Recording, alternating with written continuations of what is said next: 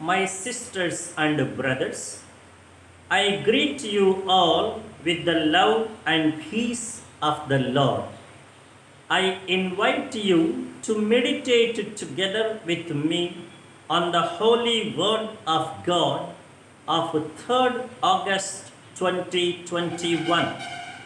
The focus of our reflection: in the sea of life, often strong winds blow against us and fear grips us with the danger of sinking. But as long as God is with us, He will not allow us to sink but lift us up from drowning. In the Gospel, Matthew 14:22 to 36 verses, the disciples of Jesus in a boat are hit by strong winds. Jesus was not with them. In our life also, many times our lifeboat is assaulted by the winds of problems and afflictions. The sail becomes difficult. We need to check and see whether we too left Jesus behind and went ahead without him. We may be so preoccupied with the winds that we may not even recognize Jesus and mistake him as a ghost like the disciples. Or we may be like Aaron and Miriam, who were blinded by jealousy and self pride and not recognize the presence of God in Moses and speak ill of him. At times, we may be like Peter, who walks on the waters with focus and trust in Jesus. But this may be only for a while. Sooner or later, we may shift our attention from him on to the winds. We will also begin to sink. As long as we are focused on Jesus, no winds can frighten us or drown us.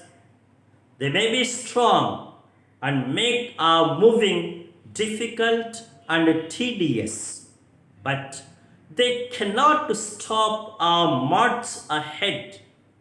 We will be able to walk on the waters.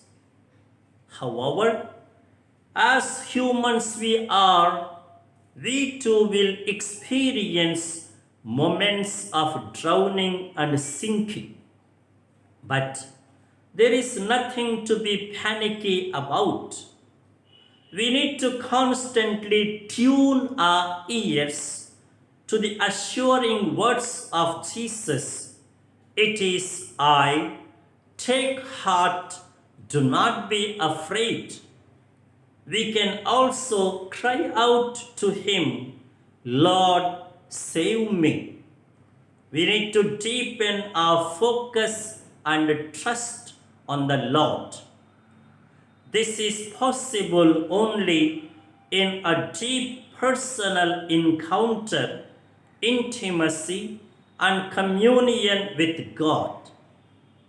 Moses was such a man who enjoyed this personal oneness with God. It is this that clothes him with meekness and magnanimity, even amidst mounting slanders and defiance. Like Miriam and Aaron, we may feel great and proud about our blessings and gifts and act jealously and self righteously.